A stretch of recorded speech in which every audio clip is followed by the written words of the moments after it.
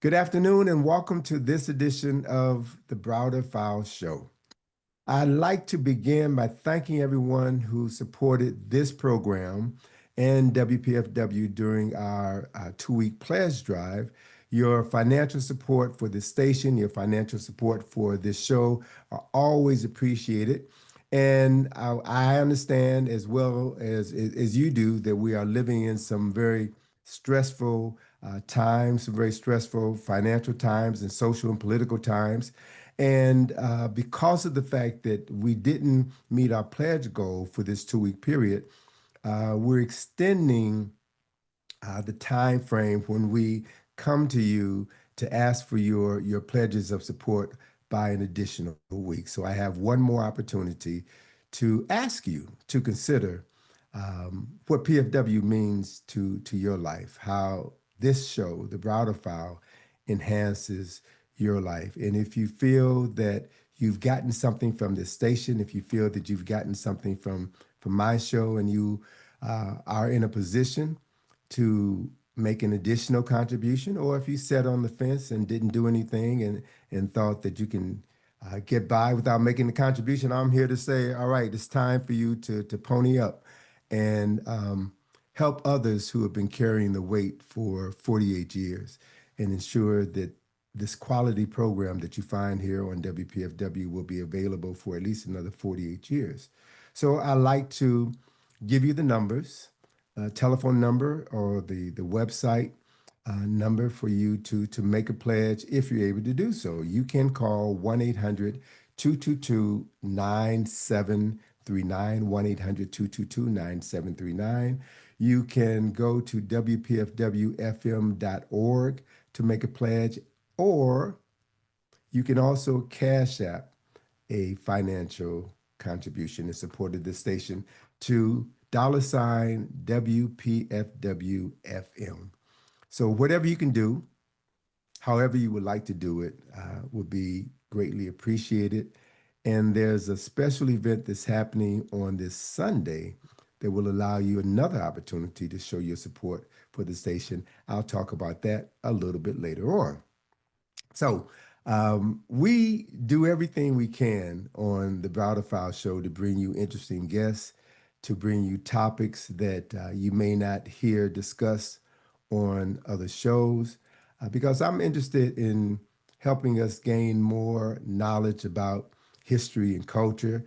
But I'm also keenly interested in helping us get more knowledge about our minds, about how we think, how we function, and to learn how to become better at what it is that we've chosen to do. A couple of weeks ago, I had on my show my dear friend Hunter Adams, who was in town for a conference of neuroscientists that was held at UDC. And while Hunter was in town, he mentioned that he had dinner with a friend of his who lived in the area.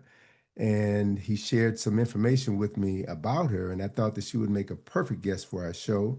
And so, voila, she is here. Our guest today is Dr. Adrienne Charles. And I'm thinking about Rocky, right? Adrienne Charles, who is a physician. And we can talk about her medical career if she likes, but I really want to talk about another career that she has, and that is hypnotherapy. She has a practice called Black Swan Hypnotherapy. And I was fascinated by that because I'm always interested in the mind and expanding the mind. And so my guest today is Adrienne Charles, and we're going to talk about the mind. So welcome to the Browder File, Adrienne. How are you? Thank you. Thank you, Tony, and thank you for the opportunity, the invitation to share and to be here with you today. All right. Well, I appreciate your willingness to come and to share. So let's start at the beginning Mhm. and then work our way through this conversation. What prompted you to decide to pursue a career in medicine? Was there somebody in your family who pushed you because they wanted to have a doctor in the family, or was it something that you just wanted to do on your own?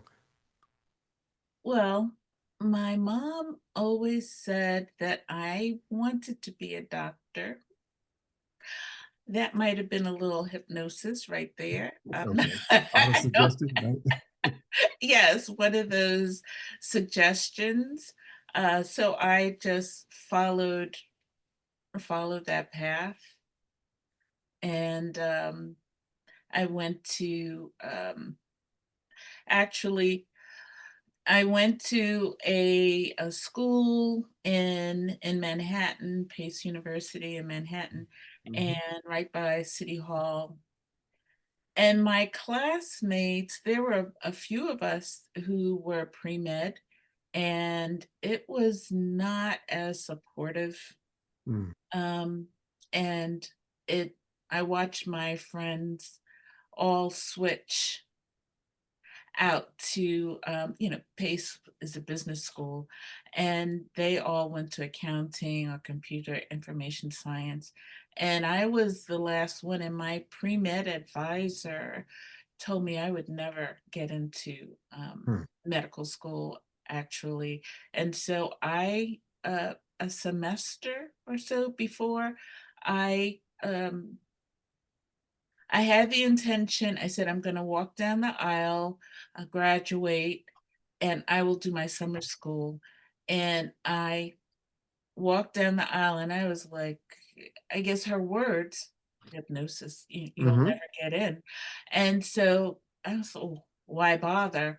And I ended up traveling. I ended up actually in the travel industry, Okay. went to India, was living in an ashram. Mm. Uh, and the first Gulf War broke out. I was working for Kuwait Airways, and Kuwait Airways, they would not allow them to fly because of the Gulf War. So I got laid off in India. Mm.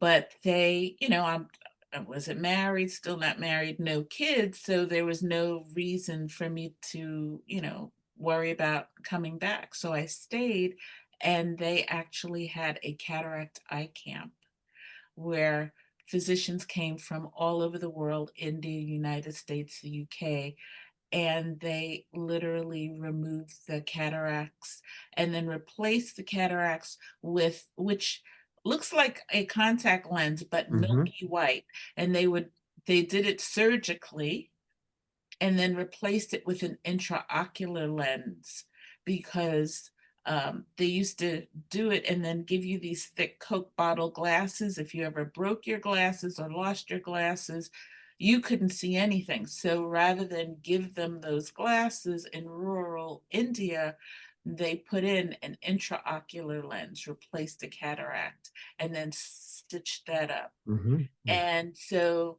I got to be around other physicians, and I told them, well, my pre-med advisor told me I wouldn't. And they just encouraged me. So when I finally came back home, I still had that thought, but I said, I'll be a nurse. And my best friend at the time was a nurse, and she said she hated nursing. Everybody bossed her around, the Yeah. patients, the nurses, because they have their own hierarchy, the Sure. doctors. She said, I would never do it again. And so then I said, well, I know I can't be a doctor. I'll go to PA school, physician assistant school. So I applied, and I actually got in while I was at City College and Mhm. doing their post-bac program. And they had a thing with 100 Black women, New York Coalition for 100 Black Women, and it was a mentorship.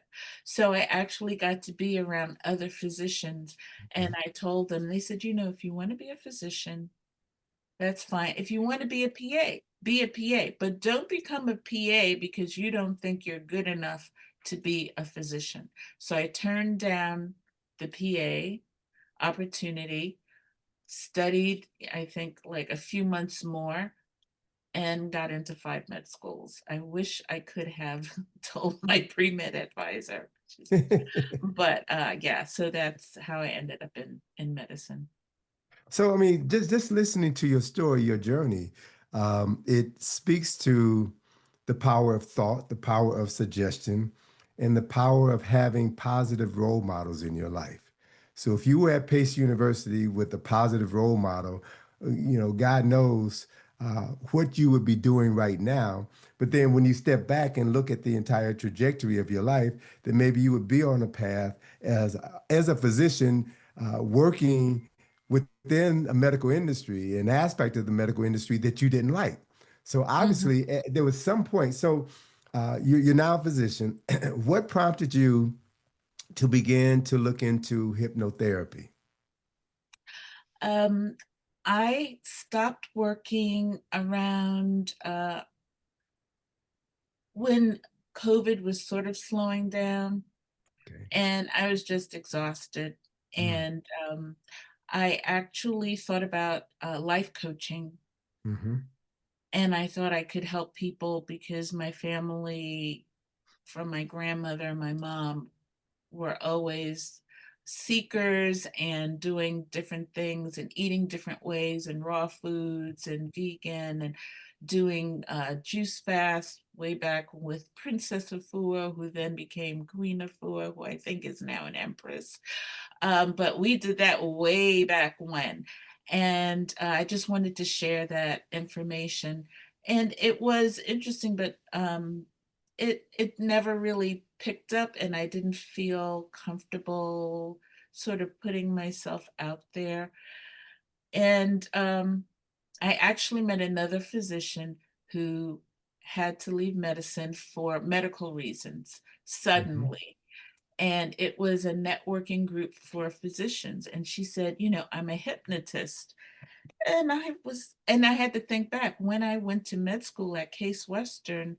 One of my professors during an elective was a hypnotist, pediatrician hypnotist, and she showed a video of herself having hand surgery with her hand open, no anesthesia, awake, having conversation on video, Yeah. having the surgery. So I actually, maybe it was some sort of mental seed way back when. But anyway, when my colleague mentioned it, um, it was interesting. And then when she mentioned how it had been, there was a paper that was approved by the AMA back in 58 that recommended hypnosis in terms of being an adjunct to medicine in terms of chronic pain and burns, and learning that there have been physicians and surgeons and anesthetists or anesthesiologists in hypnosis, working, helping their patients, often not saying what they were doing, but helping them. It felt like each step, like there was a master plan. I had the Mm-hmm. medical experience and skills for over 20 years. Then I developed the life coaching and how to ask questions and help people figure out what it is that they want more specifically. And then the hypnosis um, helped to get to the root, because I found in coaching, people would say, yeah, but, and I was fighting the conscious mind. Like, Mm-hmm. yeah, I can't, but somebody said, like, I was going through, Mm-hmm. I can't get into medicine. And I was like, well, why am I dancing around with the conscious mind, which caused the problem in the first place, and get to the root? And it just seemed like, this makes sense. And it just, there was no plan. Well, there was a plan. It wasn't my plan. It wasn't your plan, or you were oblivious to the master plan, but you were obedient, right? And Yes. allowed yourself to be the instrument through which the creator could put you on the path that you were supposed to be on all along. So as you describe the three phases of your career development or evolution, it sounds like the image that popped into my head as you were describing your three professions, med school, life coach, and then hypnotherapist. I could see the three levels of consciousness. the conscious mind, the subconscious, and the superconscious, right? Revealing themselves. So, can you, for our listeners, give them a working definition or working understanding of these three levels of consciousness: the conscious, the superconscious, the subconscious, and the superconscious? What are they, and how do they express themselves in our lives? Well, um, just in my training, there are so many people who have made inroads in that, and they have different ways of describing all of those areas. Hmm. So in my training in hypnosis, because I don't call myself a hypnotherapist, because that is based on different states. So in Ah, the state okay. of Maryland, it's more mental health, or, as a physician, which I am, but I don't want to get into that legal, Hmm. um, the words. And so I just say hypnosis. So, but I can still do the same things. But Sure. rather than get into the depth, because there's the unconscious, there's the subconscious, there's the superconscious, and I just say there's the conscious mind, which is the critical, analytical mind, where you look for patterns, and you're looking for holes. If you get a phone call from someone you don't know and you're waiting, like, is this a sales? Is this a scam? That mind that's analyzing. And then there's the unconscious, which you're just not aware of. It plays a part. The unconscious mind is what keeps your heart beating. So we're not constantly reminding ourselves to beat our own hearts, or when to breathe. All of that is unconscious. Um, when you're in bed, deep asleep, and something says, oh, I have to get up, I need to pee. So there is a part of you that is always aware and in conversation with the unconscious and unconscious. Did I say that right? The conscious and unconscious are always in conversation, though a lot of it is below our understanding. Hmm. And Right.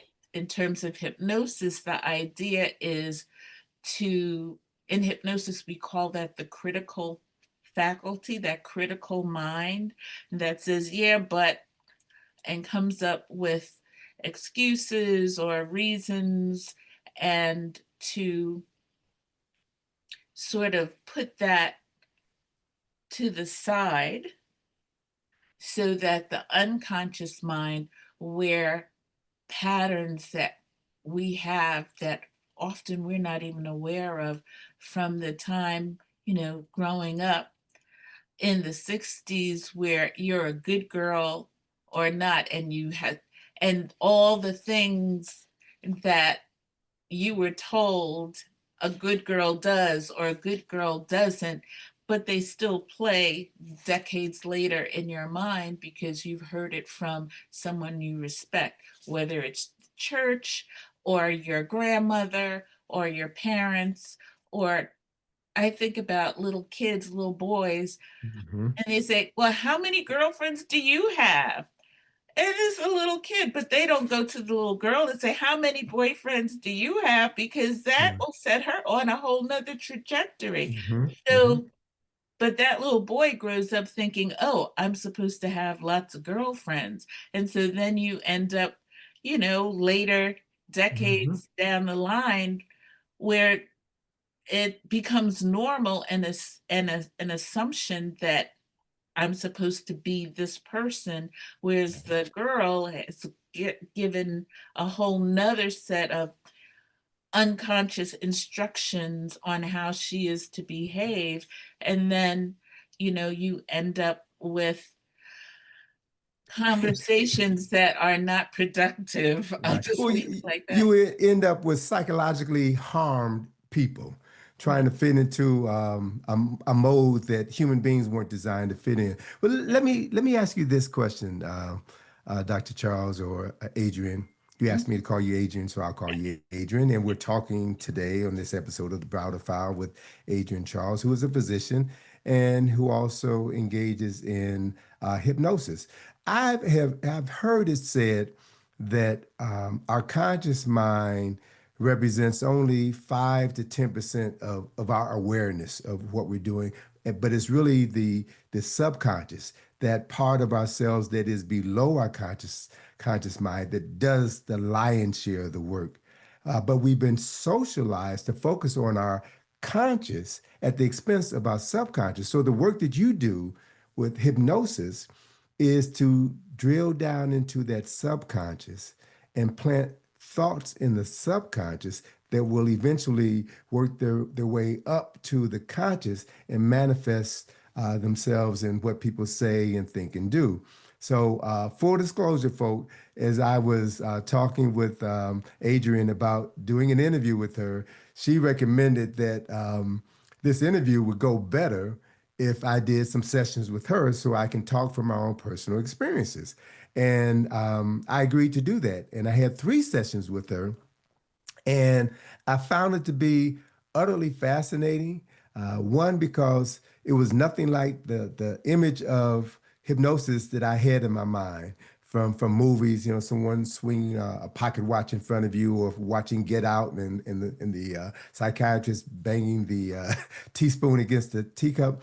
I found your approach to be very soothing, very inviting, and because you allowed me to record our sessions, I would listen to them later on and to just internalize it. And in preparing for this show, I listened to the last session we had where, and if you don't mind, I'd like for you to kind of unpack this process. You stress the importance of being relaxed. And while I'm in a relaxed state, or your patients are in a relaxed state, you give us suggestions that we are to visualize and begin to manifest in our regular routine. And in that last session, you really kind of took that thought, that idea, that reality, and broadened it such that it really gave me a firm foundation upon which I could determine what my conscious thoughts and actions were going to be. And you made it very clear that this was what you were doing. And that resonated with me because that's what I've been doing most of my life. But to have you validate that was important. And the other thing that it reminded me of is that, I've spent a lot of my time traveling to Egypt and investigating, Kemetic history and science and philosophy. And I really feel that the people who created this ancient culture and civilization, who built the temples and monuments and created all these incredible things that humans today are still trying to figure out how they do it, I'm convinced that they understood the power of the subconscious mind. They understood how to program themselves, if you will, to think with a higher quality of their consciousness such that they could produce things that would be normal for them to have produced, but abnormal for us who have lost that connection with our subconscious abilities. Can you speak to that, please? I know I put a lot out there, but I like to hear your interpretation of that process and what you do. Well, the process begins with you, with my client. When I see someone while I am a physician, it's not a medical visit. It's as a hypnotist working with a client. And so it begins literally with whoever I'm working with. And I will ask you what it is you would like to have happen. And you were very clear of what you wanted, and I together we unpacked what that would look like for you in your words, not my interpretation of your words, because your words are specific and more meaningful than anything I could say in trying to give my spin on what you meant. So I asked you several questions and made notes about what you would want to see, what you would expect, what would make you know that you had achieved this goal, what it would feel like, and all of those things so that I could create words and suggestions, direct suggestions while you were in the hypnotic state so that they were your words, you would receive them and implant them and visualize them because it's what you wanted. So that is the process, because nobody ever tells us about hypnosis. It always seems very woo woo. Someone's going to make you take over or take Mhm. control. And we live with hypnosis. We have experienced hypnosis at least several times a day. And they even talk about children who are in the alpha state, just absorbing everything until what the age of 7 or 8. And so that's why you believe in the Easter Bunny and you believe in Santa Claus and whatever else, because there is no critical faculty. You accept what Mhm. people tell you, whether it's true or not. And it's not until you're older. And so a lot of things that we hear as children or just observe in this society, like growing up, when I grew up, there were not a whole lot of Black folks on TV.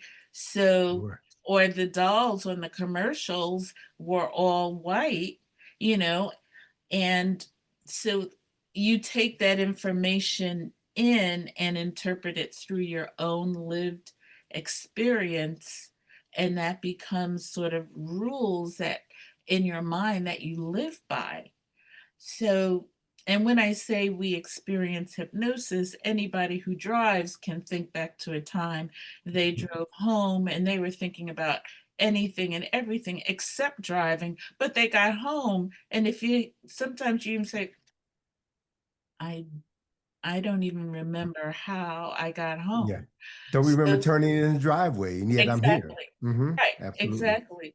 Or kids who are watching cartoons or some movie and their face goes slack Mhm. and sometimes their mouth is open and they are not even blinking. They're just, and sometimes you can call their name. They don't even Mhm. hear Mhm. you, because hypnosis is not some woo-woo thing. It is your focused attention. And in the kids' minds, they are focused on the movie or the cartoon. Mhm. Mhm. They are totally focused, Mhm. single-minded. And in hypnosis, we turn that focus inward to your own internal environment, your own internal landscape. And so you become more aware of your thoughts, and your unconscious mind is always creating. Because if you say, oh, some generalization, all women are blah blah blah, or all men are blah blah blah, well then you get to meet every woman who Mhm. is blah blah blah, because that's what you created in your mind.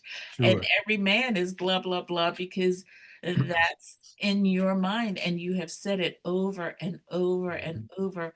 And I had a friend who had cancer, and she was talking, and we never really pay attention to ourselves as we speak. We're just in the moment. And she said, my cancer. And I said, let me just stop you right here. And you can take it or leave it if it's helpful. Stop using a personal pronoun from my cancer. You Hmm. can call it the cancer or Hmm. a cancer, But don't claim it. but don't claim, Sure. right. And she said, I never thought of that. And so those are things, because your unconscious mind or your subconscious mind is always listening. Hmm. And so when you say, oh my God, I'm so stupid, Hmm. you just programmed yourself. Hmm. I Or can't do math. I'm not good at math. exactly. Or you tell somebody, you make me sick, right? Yeah. Right. Hmm. Oh, this thing is killing me. Hmm. Those are words. Words are important. They have meaning, and they can affect everything that's going on in your life. So we have to be more intentional. Sure. Let me tell my guests that you're listening to Adrienne Charles, MD. She also does hypnosis, and we're talking for the remaining segment of the Browder File Show about hypnosis. So let me just say, from my experiences in art and advertising and design, that advertising and marketing is all about hypnosis. It's all about planting thoughts and desires in the consciousness of your customers such that they want things that they think they can't live without. That's it. And as we move into the holiday season between Thanksgiving and Christmas, is when we see more propaganda, more hypnosis going on, where people are encouraged by all of the ads on television, radio, and print, encouraging them to spend money they don't have, to buy things they don't need for people they don't like.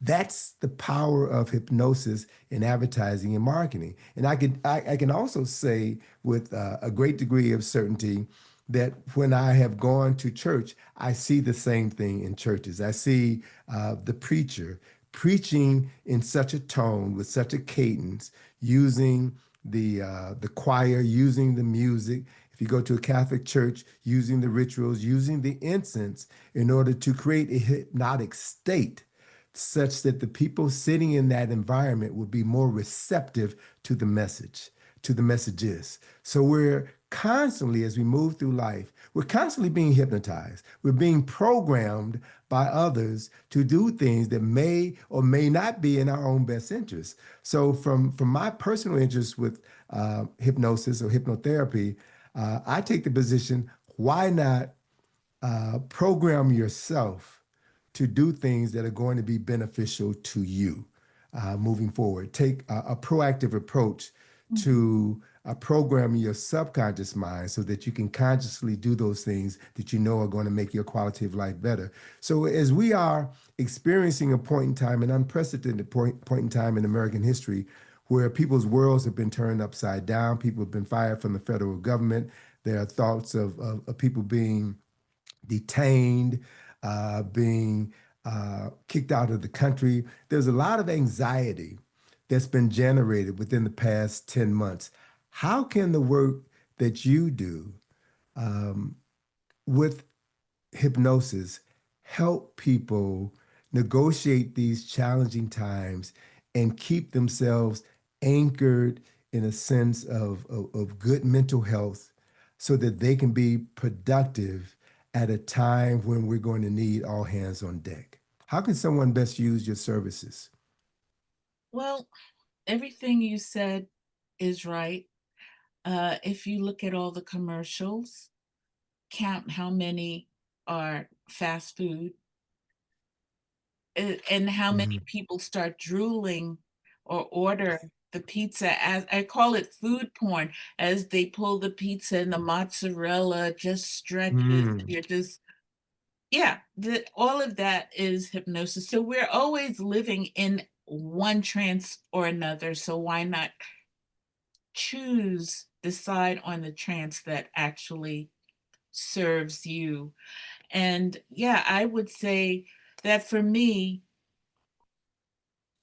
I feel like my mission is to help people have their own agency and autonomy, because when you are in fear or in stress, that executive function of the brain in the frontal lobe, it's cut off. And so you're just in struggle in trying to survive.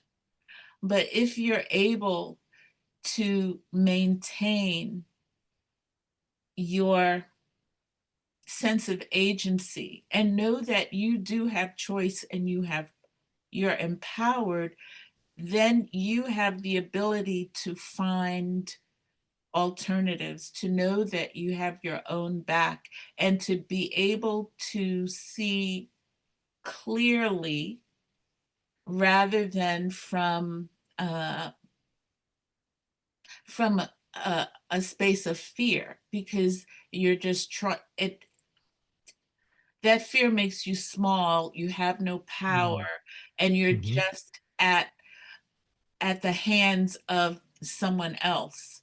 Whereas you may be in the same situation, but if you know that you have agency, you have choice within your being, you can look at that same situation and act from choice and know that you can have your own back. Because when you act from choice, when you act in a way from a place of knowing that you are enough and that you are not a victim and you're not um, at the hands of others, that you have choices rather than you just take what you're given. Mhm. Yeah. That last statement, you have choices, is so critically important to me, um, as a person of African ancestry, because we've been socialized, we've been programmed to believe that we have no history, we have no culture, we have no value. So too many of our people live our lives trying to become like our oppressor. And ultimately, if you live long enough, you begin to realize that you can never, they will never accept you as one of them. And so you spent 30, 40, 50, 60 years trying to become something that you can never be, and you've never invested in knowing yourself. That's why people who are interested in Nile Valley studies always bring up that phrase that George G.M. James said was written above the entrance to all of the temples in ancient Egypt: know thyself. Um, well, what I've come to learn is that the phrase was not know thyself, because the word thy wasn't introduced until the English language until the 14th, 15th century. But it's know yourself, know who you are. Know that you are a spiritual being having a human experience. And this physical body is comprised of multiple bodies: mental, emotional, spiritual, soulful, and all of these bodies function a certain way. And when they are in proper alignment, then spirit or consciousness or God, whatever term you want to use to describe, Ma'at, this universal force, can now flow through you and allow you to express your talents and your gifts in the physical world, which then allows you to create heaven on earth. So that's how, I've come to understand human beings Mhm. are meant to live. And we have people of African ancestry are the oldest living human beings on the planet, been here at least 300,000 years. We have more practical experience of living as anyone else. So we should know ourselves first and become the best us possible. And by doing so, we bring humanity to the world. We bring a soul force, we bring a consciousness. So you obviously have been driven to help your clients find their true selves or express their higher selves. What is it about this process, or what's one of the most challenging aspects of doing this work that helps you help your clients break through, such that they're able to begin to become more receptive to this process? Can you sort of rephrase? Rephrase that. Sure, sure. How can you best help someone become the best person possible by planting certain thoughts within their subconscious, such that those positive, life affirming thoughts then express themselves in their conscious state? Well, it depends on each person because every person is at a different stage mentally of where they are in their lives. Mm, So someone who feels that they have no choice just to begin to consider that there are possibilities, the mm, what if sort of things, just to begin to open the door. Because if someone has been living for decades in feeling that they have no choice, they are, I don't want to say a victim mentality, I want to say someone who has been trained and in the hypnotic mm, belief that they just get what they get because they don't deserve more or they're not good enough or their circumstances keep them from doing, but to begin to open up to the possibility that you deserve more, you are enough. Um, and only then can things begin to happen. But ultimately, it is each person chooses whether they will accept those ideas or not. And I don't really have any control. I just offer the possibility. I like that. So it's up to the individual to want to be better, to want to do better, and then you can provide some of the tools or the thoughts or the suggestions using their own words Right. to affirm and to accelerate that messaging. I don't know if I would say that they want to. I think that their own thinking, and there is adults table of personality, and at the very baseline is that the person believes that the environment controls them, that they have no Mm, ability to change. It's always, well, he caused this or this, everything else is because of some external factor sure. keeps them there. And then there's another level of capacity or capability or to move beyond that environmental plane toward having the capability. And then it moves all the way up through identity, that identity level of being a human being,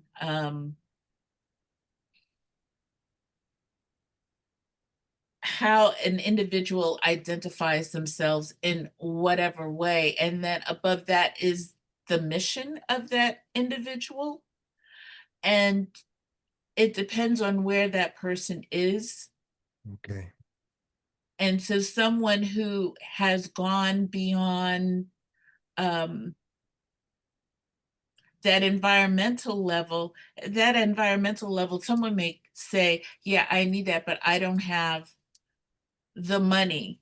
The money is keeping me from that. Where someone else, a level above, is, I'm going to get a part time job and do blah, blah, blah, because this is important because I Hmm. see where it will take me. And so, with each level, as you go higher and higher, your ability and your capacity to tap into who you truly are expands, and Hmm. there is even greater possibility. Sure. You know, the metaphor, the image that comes to my mind as you're describing the different levels is the expression thinking outside of the box. And Mhm. then ultimately, once you begin to think outside of the box, you begin to realize that there is no box, right? There just is. And so the real reality is, what do you want to do with your life today? The choice Right, is yours. The choice is right. always, has always been yours. We were just never informed that that's how the world really operates. We've been talking today with Dr. Adrienne Charles, who is a physician and who also um, engages in hypnosis and helps people uh, um, cultivate their inner self and bring their inside thought or manifest their inner thoughts in their lives. Uh, do you have how can someone reach you or interact with you if they're interested in talking to you about this and finding more about this service that you provide? Sure. My company is called Black Swan Hypnosis, and I offer weekly sessions on Wednesday evenings at Joe's Movement Emporium in Mount Rainier, Maryland. I'll probably be doing that through the end of the year. And there's a love offering for anyone. Um, but I did want to say that there is something we're all made to believe, and I dispute that, and I'm sure you're on board with this, that we're told that the pie is only so big. Mm, And so for me to get ahead, I have to keep you back. And so we're all keeping one another back. But while all that happened, we made more millionaires and billionaires during COVID when we're all stuck at home.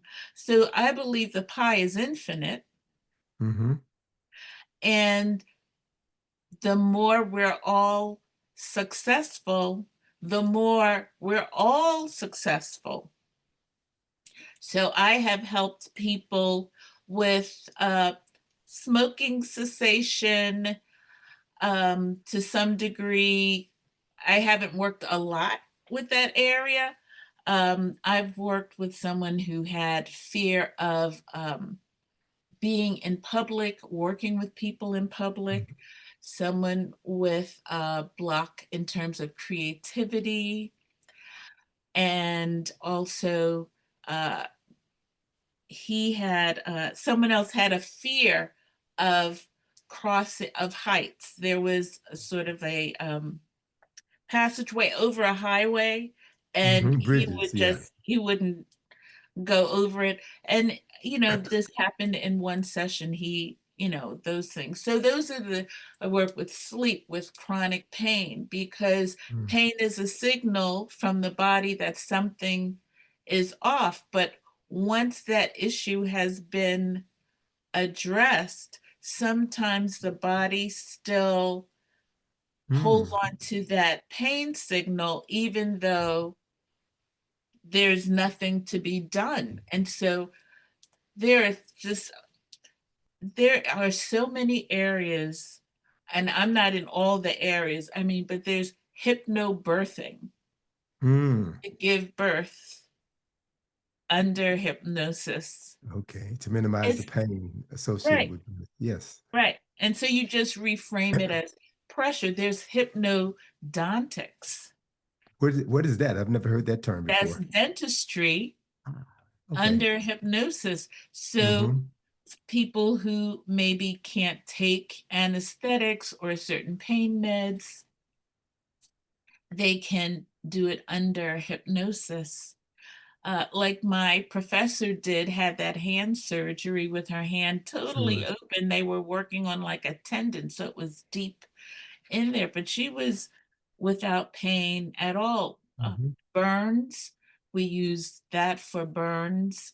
The guy who taught me hypnosis talked about picking up a hot pan and going and not realizing that it was, or forgetting that it was hot, and he went into hypnosis and worked on that hand, and there was no blister, no redness, no nothing. And he showed his wife, and she said, "Oh, it was the other hand." He's like, "Nope," and he did the other hand, and there was no sign. Sure. So, So you know, I've heard stories of incidences like that, and what it signals to me is that there is so much potential. Human beings have so much potential, and we have been dumbed down and separated from knowing about and manifesting that potential, that God force, as Dick Gregory used to call it, so that we can be taken advantage of and exploited by mm, those who profit from our fear, from our ignorance. So, it's been a true pleasure, talking with you and having you on the show today, Adrienne. And I trust that our listeners have gotten something from this discussion, and that they come to see you, to reach out to you, to check you out. And one of the beautiful things about Joe's Movement Emporium is that it's right around the corner from Glut. And anyone who's lived in this area for any period knows Glut. It's one of the oldest health food stores in the area in right. beautiful downtown Mount Rainier. So I really want to thank you. Is there a website or a telephone number you can give folk who are interested in reaching out to you? Yes, the website is blackswanhypnosis.com, and I am in the midst of upgrading it, and so it will still be Black Swan Hypnosis, but the website will expand and be um, um, upgraded. And I'm at Joe's Movement on Wednesday evenings, and What time on Wednesday? Wednesday evenings from 6 p.m. to 7 p.m. Okay, very good, Yeah. very good. All right. And I think that's it. Also, there are sports, you know how basketball players, they did a study, and basketball players who could not, they were out sick or had an injury, they had them visualize Mm-hmm. the Yep. shots. And they saw that those that visualized did as well as those that practice. Right. And even Brooke, who's the executive director at Joe's, talked, and she's a trained dancer, talked about Mm-hmm. how they would rehearse and see themselves Mm-hmm. doing all of that. Shows that we have that Exactly. it's in us. Well, you mentioned basketball. Phil Jackson of the Chicago Bulls and LA Lakers. He was a practitioner of meditation, and he would do the same thing. He would bring these practices to his athletes, and that's why the Bulls were so successful. That's so successful. That's why the Lakers were so successful. It's about tapping into this undeveloped power that we have within the mind. So, my guest today has been Adrienne Charles, MD, who does hypnosis. Thank you so much for being on the show. I appreciate you, and I know we'll have you back to expand this conversation, because we didn't talk about neuroanatomy, we didn't talk about mirror neurons and all these other aspects of the brain that I love to talk about. But we'll have you back, and we'll do that. I also want to thank the listeners to this show. I want to thank the listeners to WPFW, and invite you to, if you like what you hear, you can call and still make a pledge at 1-800-222-9739, or you can go online to WPFWFM.org and make a pledge, or you can cash app at $ WPFWFM and make a contribution to support this station, to support this program, so that we can continue to bring you messages that uplift you and empower you, right? Um, and also, I do want to mention that on Sunday, November the 2nd, there's going to be a Love Sound benefit concert for the Congo and for WPFW, featuring music and poetry by some of the baddest sisters in the DMV: Sweet Honey in the Rock, Free Benjamin, Laini Mataka, Navasha Day, Ayana Gregory, Selena Green, and so many others will be present. And that's going to be at Westminster Presbyterian Church, 400 I Street Southwest. And that's from 5 to 8. Doors open at 4:30. And the ticket price is $50. I can give the ticket price because it's an affair for WPFW. So support this station, support yourself, support yourself by doing those things that will bring out the best within you. And if you do that, then you can always meet and greet your sisters, your brothers, strangers on the street with the best possible you that you have to offer, and accentuate and elevate the love that's within you, because that's what this life is all about. So, Khalil, thank you so much for engineering today's show. Take us out with Maurice White, and I'll see you all next week. Peace. Thank you. Thank you so much. Peace. Great. So, this is Tony Browder back again in the Overflow Room with Dr. Adrienne Charles, who is a physician who does hypnosis. And she invited me to do 3 sessions with her before this interview so that I could be a more informed host. And I want to take this moment to thank you for those 3 sessions, because they did make a difference. You know, I've never been hypnotized before, and I didn't know what what to expect. So I suspected that one of the best ways to judge how effective you were as a hypnotherapist is to give you something that I can measure. And because of the fact that I'm editing a book now, and I've got another book that I'm going to be writing in a couple of months, that Mhm. I needed to be in a space where my creativity would flow, where I could sit down in my computer or sit down in my chair and write, because that's, I see myself, even though I wear a lot of hats, I know that everything that I have done comes from my creative source. And because life gets in the way sometimes, that creativity becomes stifled. And there's nothing more frustrating for a creative person than to sit down and try to create and nothing comes. So I've been there, and I don't like that feeling. And I'm finally at a place where my creativity is starting to flow more consistently as it had, a decade or two before. And so my ask of you for Mhm. these hypnosis sessions was to help me remove writer's block, help me to become more creative. And the first session, you kind of was kind of general, and you plowed the ground, if you will. The Mhm. second session, you dug down a little deeper, and I noticed the week after that session, my dreams were more vivid, as you said that they would be, and I experienced something that I had never experienced before. Um, I started a dream, got up in the middle of the night to go to the bathroom. I came back to bed, and I was able to continue that dream. I've never done that before. I have friends who do that regularly, but I've never been able to do that. And my dreams have been more vivid, which to me is an indication that I am tapping into that creative portal, that portal of imagination. And then our last session, our third session, was really extraordinary in that, I realized that visualization is a big part of what you do. And I'm a very visually oriented person. And so you had me walk through this imaginary art gallery, and see these objects, and imagine them being certain things. And I mean, I saw it. I saw myself walking through these spaces.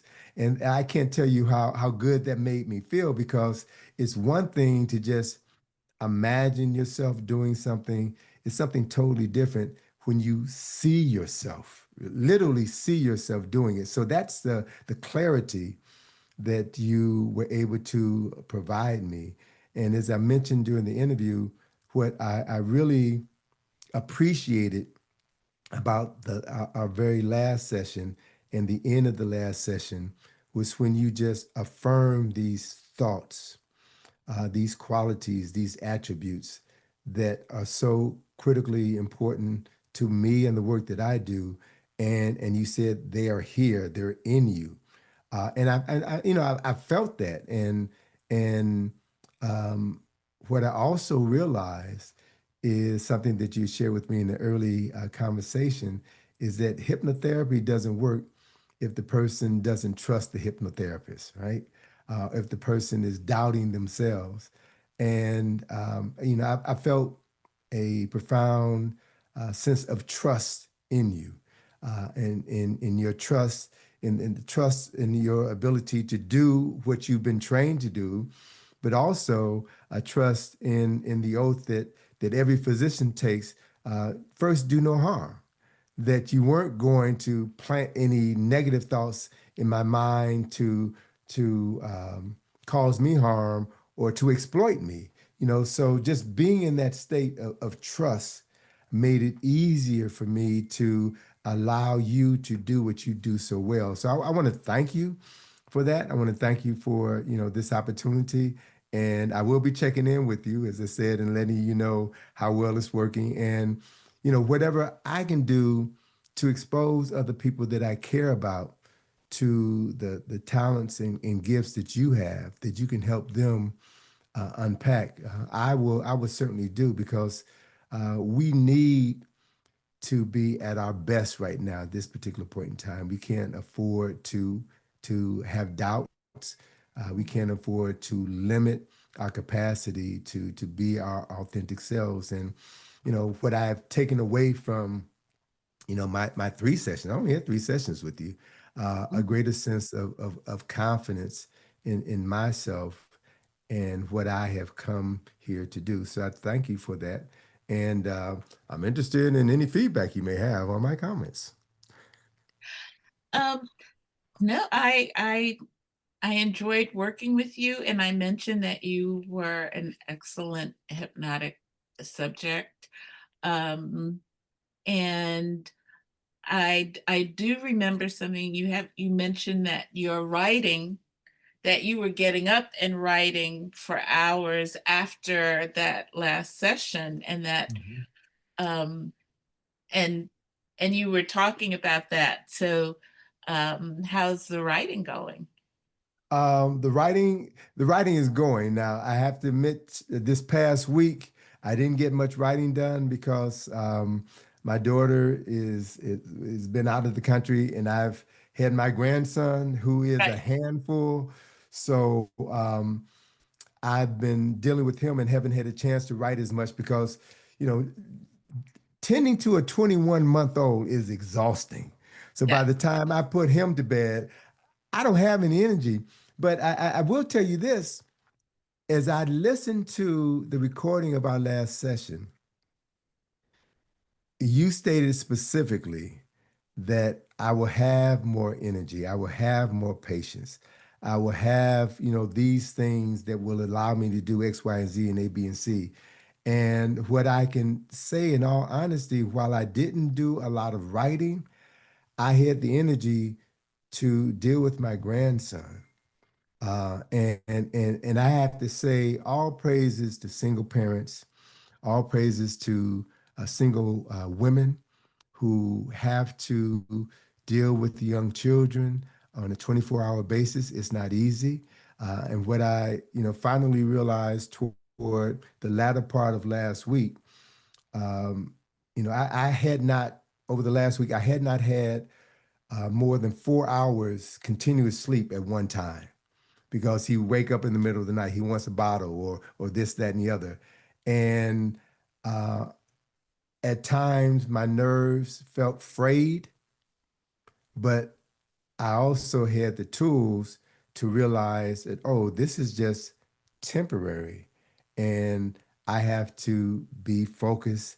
I have to be here for my grandson. So I was able to separate my mental self from my physical self, or Mhm. from the feelings of tiredness that I was experiencing.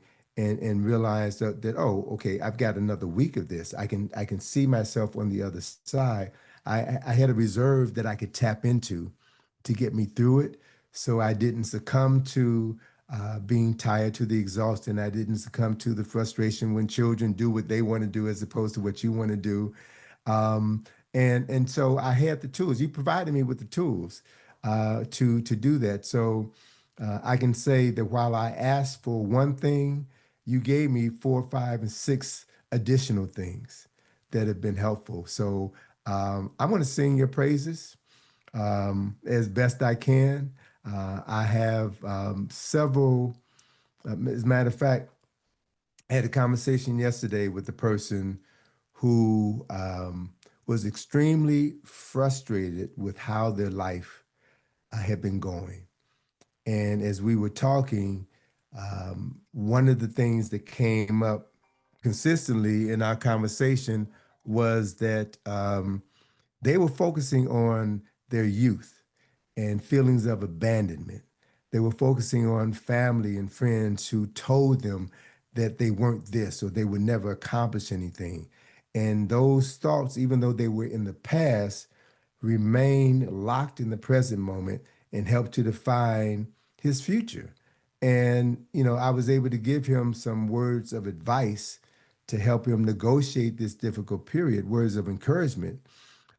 And I would like to think that when he's in a better place, that Mhm. I could send him to you and that you can help him get to an even better place. So it's important to me that we recognize those healers in our community who can help those that we care about manifest the full power of their abilities such that they can contribute to this community. Because, as I stated earlier in our interview, we're going to need all hands on deck and we're going to need fully competent people to help us carry the load and to do the work. Yeah, I totally agree. Yeah. It's um to be able to see the problem without being in the problem, Mm, to have that distance so that you can see where you can make change, contribute, or even see where your energy is being pulled and tie that off because that energy is feeding mhm, something we don't need mhm, right now. But yeah. yeah, it really helps you with your personal awareness. And if you can't fix the thing, well, what can I do? Or what is one small step I can take rather than believing I have to fix everything or I can't do anything at all? Like, what can I do? What's one thing I can do? And because it begins to tap into, it begins to put cracks in that belief that we have no power. Mhm. Is what we do So have power is over ourselves. let me do this in a few minutes. I don't want to keep you long. I want to give you um, an opportunity to sell yourself and sell your services. Why should someone see a hypnotherapist, and how can you um, affect meaningful change in someone's life? Well, I think you shared your own example, but without, I'm not selling myself, I'm selling any listener who knows that they're meant for more, who wants change, who wants to be their best and highest self, and maybe have tried any number of things, but end up sort of back in that loop, in that circle. And if you want to break that circle, because that circle is in the conscious mind where you may be having negative self-talk that's defeating yourself, but to get to the level of the unconscious mind and to begin to wonder, what would I like to have happen? What would that look like? How would I know? What would tell me that I had achieved that? What would I feel like? What would I say to myself?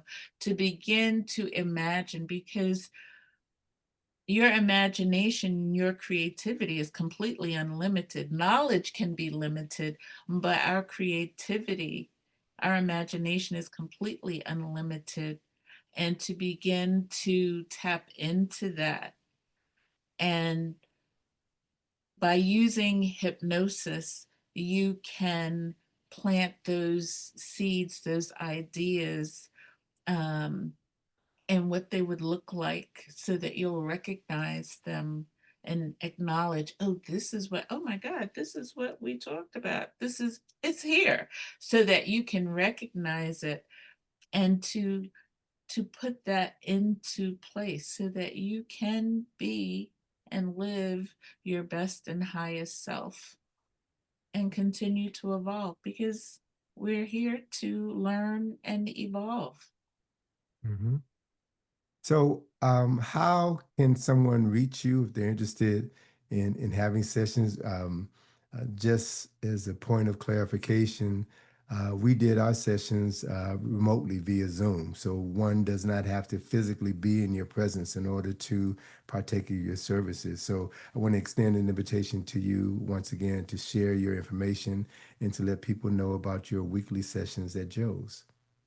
Sure, yeah. The weekly sessions at Joe's are Wednesday evenings from 6 to 7 p.m. And Joe's is the nickname that we all use, but it's Joe's Movement Emporium in the heart of downtown Mount Rainier, Maryland. And come visit us, because we have a new, beautiful mural that reflects the community that's been painted on the side. And that those sessions will be um, going on through probably the end of the year. And there is feel free to give a love offering. Well, we're in the overflow room now, so you can mention a dollar Oh, amount if you like. okay, okay. It's pay what you wish, starting at $5. Hmm. And you register, you would go as part of the Flourish Creative Wellness Series that Joe's is offering. And you can register on joesmovement.org, their website, or when you arrive, you can pay at the front desk. Okay. And my website is blackswanhypnosis.com. And I have a Calendly link. And Hmm. if we can just have if you have issues with sleep or eating, or just things that are keeping you up at 2 o'clock in the morning, you're wondering, you're thinking about stress, anxiety, phobias, just schedule a call, just grab a time. And if it's something that I don't work with, someone came and was wanted to had a relationship that they wanted to end with alcohol. And Okay. Hmm. I gave that individual two or three names for to follow up. So I don't I share, the more we're all successful, as I said, the more we're all successful. So if it's something that I don't have experience or comfortability with, I have resources, and I will check those resources and give you some names for you to for anyone to follow up with, so that they can. Okay. I'm strolling through my pictures here trying to find the address for Joe's and oh, here it is. I found your flyer. Joe's is located at 3309 Bunker Hill Road in Mount Rainier, Maryland. Um, if I can ask you, what can someone expect from the Wednesday sessions you do at Joe's? The Wednesday sessions, um, it's like a what's that, Forrest Gump. I never know who's coming. Some Okay. people register, and some people just walk in. And so sometimes no one has registered, but then they'll walk in, and I will wait 15 minutes or so if no one's there, because it's only a 1 hour time. Sure. So I wait for 15 minutes, but each week, um, if there's a group, I have set a specific thing, whether it's stress or anxiety or sleep, um, a theme for that week. Okay. If it happens to be one person and no one else shows, they can have whatever they want because Mm. they're the only person. And if there is a specific issue, then we will deal with that issue if there's one person. Mm-hmm. So Okay. we've done anxiety, sleep, healthy eating, especially as we, approach the holidays, Yes, indeed. to begin to create space for us to make healthier choices and decisions and to be more clear. You know, I've been, you go to a restaurant, oh, I'm going to get a to-go box. And when the food comes, I'm going to just put half in the, and then the menu comes and that whole plan is gone and you drive it home. That's like, where's my, oh, I done ate all the food. So you can put those thoughts into motion and Mm-hmm. just do things so that it supports your best health, your best mental health, um, that late night um, scrolling, doom Mm. things, just habits. It doesn't have to be some monumental world peace issue. Mm-hmm. It's an issue that's bothering you, that's keeping you. Why am I still doing blah, blah, blah? I forgot there was some person who she came, um, and she wanted to go to the gym, and she had been doing all the things, setting the alarm, keeping the clothes out, and just was not going, even though something was blocking her. And we Mm-hmm. did one session on a Wednesday. And I think that was when I first started back in May. And she's been going to the gym consistently. She even said that first time she said, I'm going to go to the gym, she went and forgot to bring her gym clothes. And under normal circumstances would have gone home. Oh, well, I forgot. Yeah. Went to the store next door, got some gym clothes, and went Okay. to the gym and just she said she has not missed a session. So just stuff that I think hypnosis is the ultimate self-care because you're taking Mm. care of your brain, your mind, and that is, no, your house is not your biggest asset. Mm-hmm. Your education isn't even your biggest asset. Your mind is your biggest asset because depending on how you take care of it and what you put in it, it will create the environment and the world you live in. So take the highest form of self care and plant seeds in your mind that will create your best and highest self, your best and highest life, your best and highest living. I remember Mm-hmm. my mom used to sing, I don't even know if I'm going to plant a garden in my mind with the roots buried in my soul. Never heard that song, but Me neither. I don't know if she made it up. I never, but she used to sing it all the time, and it makes sense. That's what mm-hmm. hypnosis is. Well, I'd share with you that I've always, well, not always, I've had a great interest in this subject matter. And that interest was planted in my subconsciousness back in 1977 was when I remember listening to a song by, of all people, Parliament Funkadelic, a song called Good Thoughts, Bad Thoughts. And it makes reference to planting seeds in the garden of your mind, for every seed grow after it's cast. Every thought felt as true or allowed to be accepted as true by your conscious mind takes root in your subconscious mind, blossoms sooner or later into a fruit, and bears big, every thought planted in your conscious mind takes root in your subconscious mind and blossoms sooner or later into an act. Good thoughts bring forth good fruit. Negative thoughts rot your flesh. Think right and you can fly, for the kingdom of heaven is within. So I would listen to that song every night, and the way that it's expressed is that the lyrics are spoken very slowly. The vocalization has been modulated so that it's very slow and very low.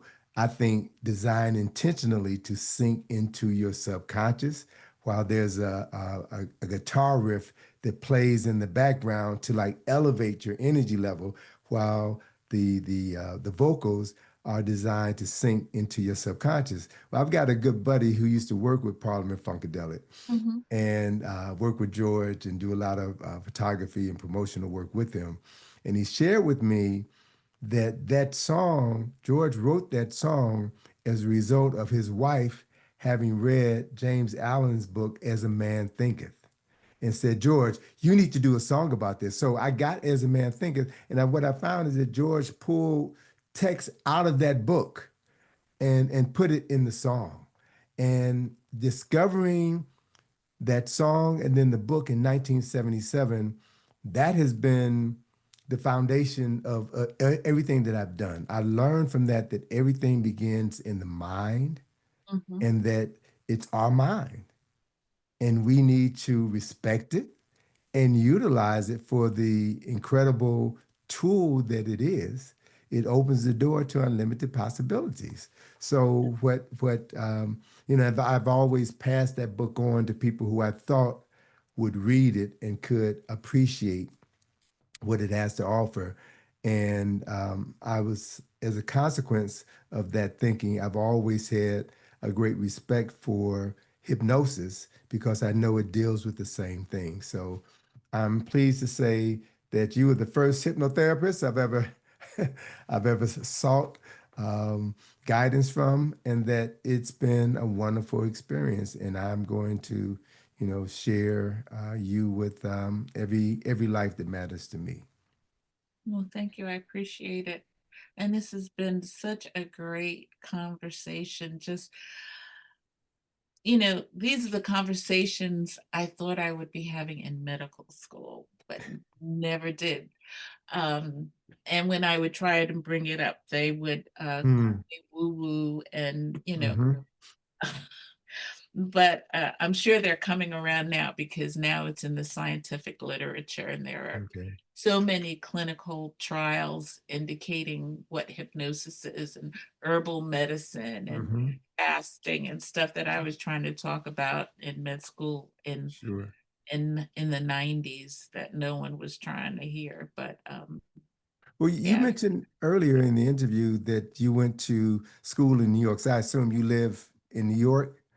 Oh yeah, Uh, yeah. I'm from the Bronx. I'm from New okay. York. Okay. I went to med school at Case Western, which is Case Western Reserve University School of Medicine, Hmm. which is in Cleveland, Cleveland. Ohio. Hmm. Yeah. Hmm. Mhm. When did you come to this area?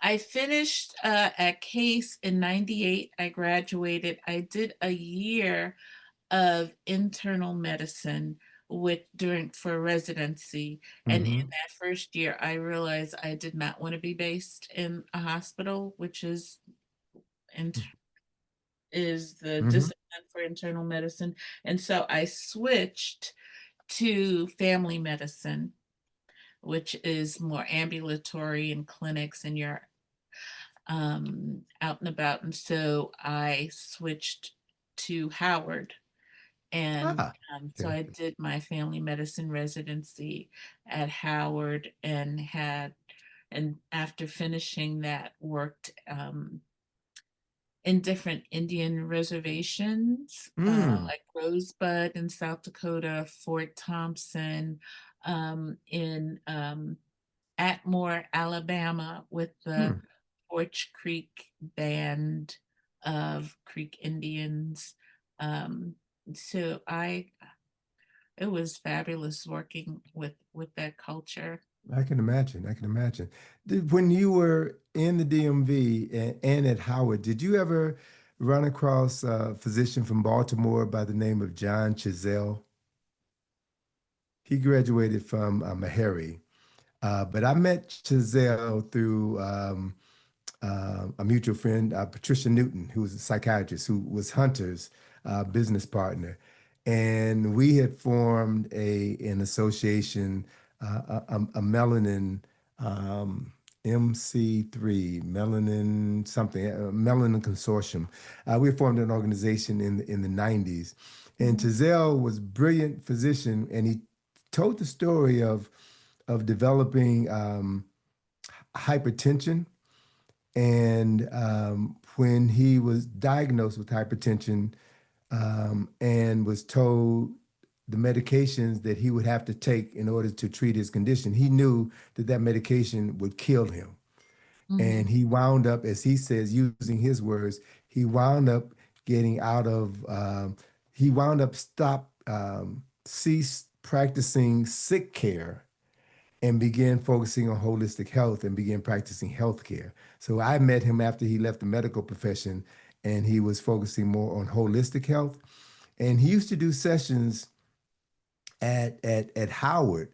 There were annual meetings at Howard where he would come in and talk about healthcare. And he was the first physician to tell me that as people go through med school, they only take 1 hour or 2 hours in nutrition. They don't really understand the value of food or the power of food or the association with nutrition and health. And so he opened my eyes to another aspect of medicine and mhm. was a really, really wonderful soul. I really, really love that brother. Yeah, he left us a number of years ago. But I appreciate physicians who have outgrown traditional Western medicine and know that there are ways to treat the body, the mind, and the soul. And you Mhm. have to treat the whole person if you want to ensure that complete healing takes place. So I thank you for having made the decisions that you've made and respect your doing so. So Thank you. important. I have to say thank you to my maternal grandmother who was into health and healthy eating. Hmm. And what was her name? Adele Davis. Way back when there was a book, Let's Eat Right to Keep Fit, and she followed that protocol. Mm, And even my mom was into making healthier foods, and we did Queen Afua's hmm. fast, like a Hmm. 40-day fast. And she got into raw foods. I remember one family reunion, she made a mango pie, a raw food mango pie. I've had that. I've had that. And buddy, Baby, uh-huh. it took an hour, it took forever to make it, but it took, I don't think that pie, it was family reunion. That pie was gone Hmm. maybe 10 minutes. It was Was that the was that the pie with the walnut crust? like walnuts and dates and Yeah, raisins, yeah, and you you grind it up and yeah. There's a brother, Iris, I think his name was Iris. He was from Jamaica and he would make those pies and they were delicious. I Mhm. fell in love with mangoes as a result of eating that pie. Absolutely. Yeah, Absolutely. Well, yeah, good. Well, health is your greatest wealth and health begins, as you said, here. absolutely. You have to see yourself as healthy, want to be healthy. And for me personally, I know that health is connected to to spirit. Um, as I mentioned to you before, I've only been hospitalized 3 times in my life, and each time it was with a life-threatening illness that came out of nowhere, and it happens at 17-year intervals. Every 17 years, I'm hospitalized, and what I've come to understand as a result of studying this pattern is that I get so busy, so caught up in my work that I'm doing things that I should no longer be doing. But because I'm pushing myself through, the creator's saying, "No, Tony, you're done with that. It's time to move on." And I'm hard headed. I don't listen, and so I get smacked in my behind. And while I'm in the hospital, recovering from rhabdomyolysis or recovering from a heart attack, I'm reflecting on what I did to bring this condition on to me. And it's while I'm evaluating what I did that I see the cause of the problem and the solution to the problem. And by focusing on the solution, I'm on the other side and I'm good for another 17 years. So I expect to learn from my last lesson, which was 3 years ago, and not to make that mistake again so I can enjoy the rest that life has to offer. But it's Absolutely. good. Yeah. It's good. All right. So that sounds like every 6 years there needs to be a check-in, Okay. see how that trajectory is going. Because they say, you can course correct, Sure. but if you're off by 3 degrees, which is just a little bit, but by the Mm-hmm. time you get where you were trying to go, you done gone here instead of here. So Yeah. rather than wait till, 15, 17 years, check every 6 years. And then, Okay. oh, I need to course correct. Okay. Okay, I need to course correct so you can stay on task and stay. Well, let me say this that I'm course correcting right now, and the sessions with you have been an important part of that course correction. So I now have an additional tool I can use to make sure that I stay on course and achieve my objectives because there's certain things I want to get done within the next 3 to 4 years Mhm, so that I can step back. As mentioned before, the talk next year is my last study tour to Egypt, and I'm stepping back because it's time for me to step back. mhm. There's other things that I want to do, so I consider that as part of my course correction, so that I can use my time more judiciously. So. And you know what